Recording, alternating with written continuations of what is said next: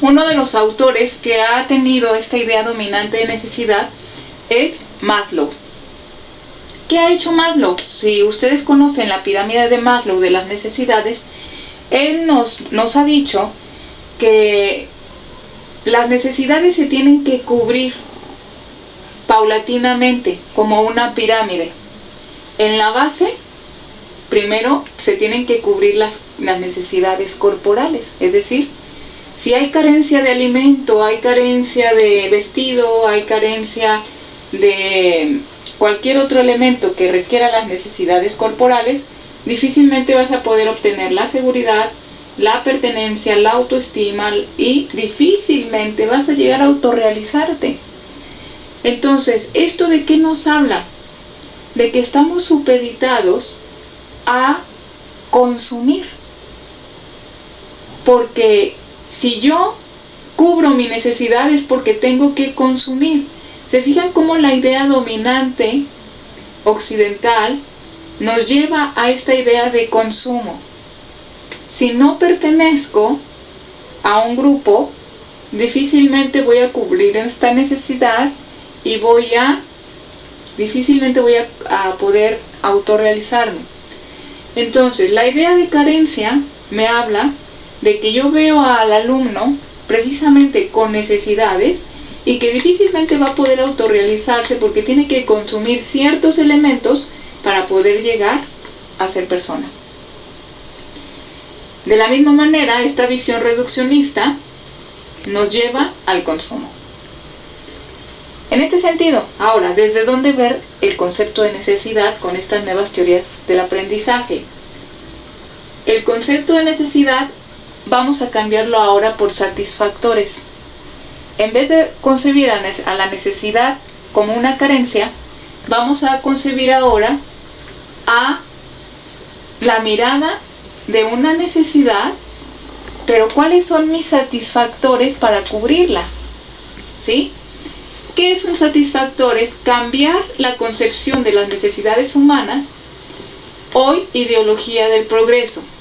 Si yo empiezo a ver más que una carencia, empiezo a ver un satisfactor que tiene el alumno, entonces ahora sí, el alumno va a concebirse con potencialidad para poder agarrar de su cultura los insumos y poder salir adelante. Bien, ¿cuál es esta noción? La noción cambiante de la necesidad sería el satisfactor. Son estos los que cambian de cultura en cultura, de sociedad en sociedad. Lo que se comparte en cada comunidad, satisfactores propios y específicos. El satisfactor no es solamente de la persona, no es solamente mi potencial, sino el satisfactor se construye colectivamente. En mi grupo, en mi familia, en el ambiente, en mi comunidad en donde me desenvuelvo. Los elementos culturales, ideológicos, las prácticas que yo haga ahí, son insumos suficientes para poder construirse como satisfactores de una idea progreso en la educación. Bien, de una necesidad pasa a un deseo, de una carencia, de decir no tengo, le hace falta, ahora pasa a una idea de puedo alcanzar ese deseo, ¿sí? Algo subjetivo. Bueno, ¿dónde se constituye el aprendizaje humano? Entonces, en suma de todo lo anterior, se construye desde el adentro y desde el afuera, desde el yo y la alteridad, desde el ego y la otredad, desde el uno mismo y el otro. Es decir, los elementos que hay aquí en el entre es lo que me van a construir precisamente esta dialéctica entre estas teorías y esta. Si no hay esta mirada interna y esta mirada externa y la relaciono yo en mi pensamiento crítico, difícilmente se van a construir esta idea de aprendizaje. Bueno, pero de aquí ¿qué sale? ¿Cuáles son estos elementos teóricos que empiezan a desencadenarse de aquí? Primeramente empieza a desencadenarse la idea de un aprendizaje situado, el concepto de lo situado. Es la actividad donde los agentes, la situación, la cognición y la realidad se construyen mutuamente, ¿Se fijan? La dialéctica. Hay otro elemento importante también que está surgiendo ahorita en estos momentos contemporáneos, que es el aprendizaje complejo, la complejidad, de Edgar Morin. ¿Sí? Edgar Morin que nos habla precisamente de esta tensión permanente entre la aspiración del saber, no parcelado, no fragmentado, no reduccionista, y el reconocimiento de un saber inacabado, incompleto del conocimiento. Y también hay una idea muy dominante en estas últimas tendencias, en estas tendencias contemporáneas, que es el aprendizaje sustentable. El aprendizaje sustentable tiene esta mirada, y precisamente es la potencia ontológica relacionada con el contexto necesario para el despliegue del potencial de desarrollo. ¿Se fijan?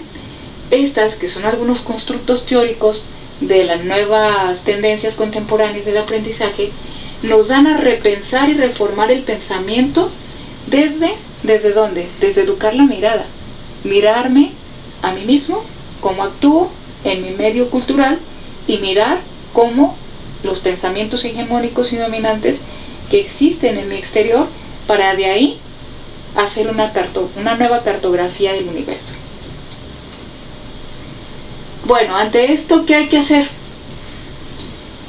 De aquí vienen algunas prácticas que nos aterrizan estas teorías o estos constructos teóricos.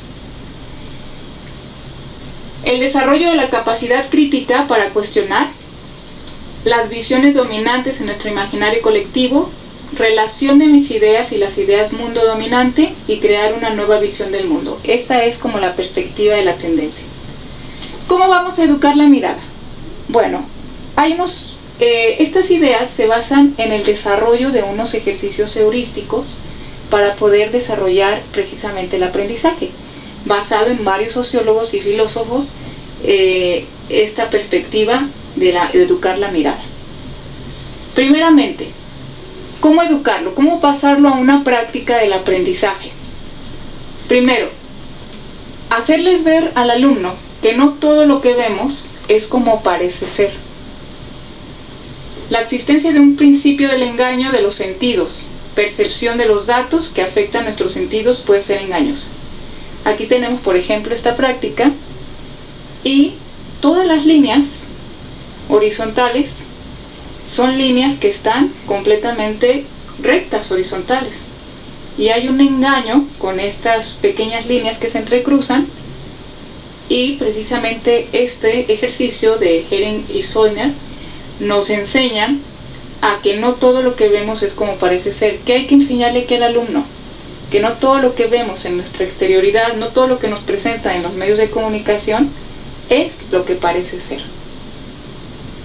Y de ahí vienen varias situaciones de aprendizaje interesantes. Hay otro principio heurístico muy interesante: no todo lo que vemos es todo lo que vemos.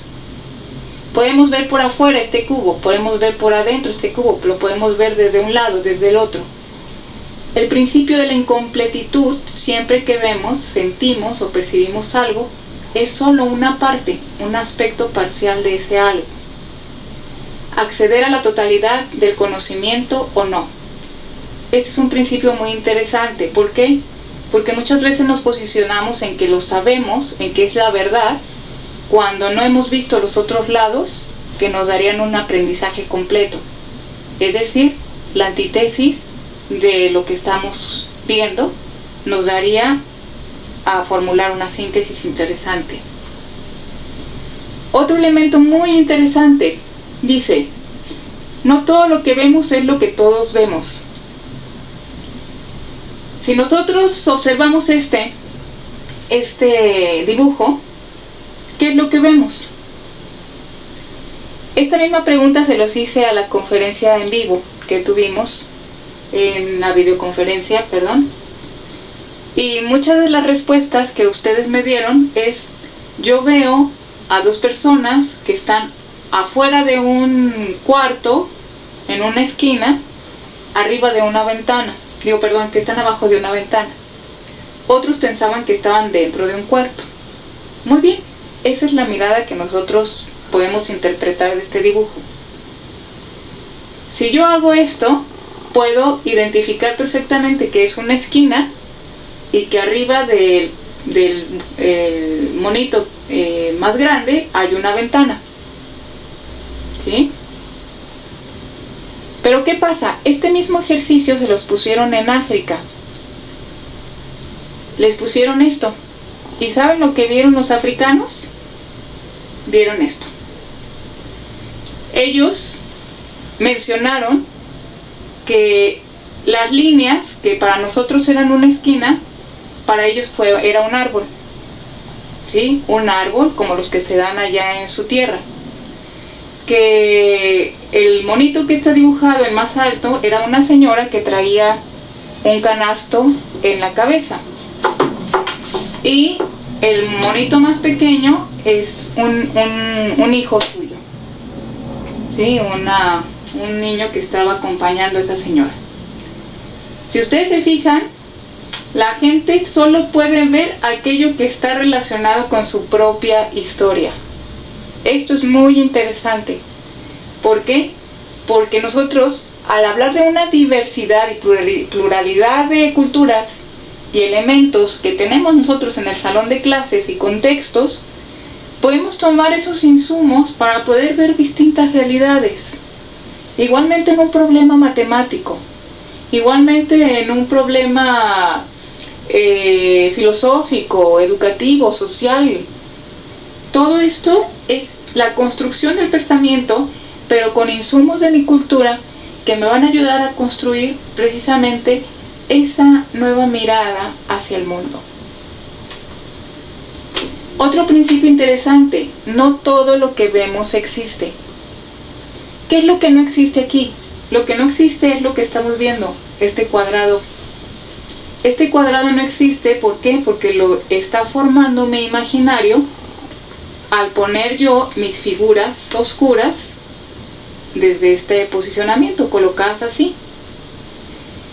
Enseñarle al alumno que no todo lo que vemos existe es muy interesante. ¿Por qué? Porque nos abre una diversidad de elementos para poder ver una realidad y no aquello que imaginamos o que creemos ver. Y por último, si vemos todo, no vemos nada. Al ver el espacio enmarcado en una pantalla, en una hoja, podemos decir ¿qué tenemos allí? Y la respuesta será todo y nada. Principio de la saturación o de la completar, tiempo, espacios, cambios. Bueno, ¿a qué nos lleva todo esto?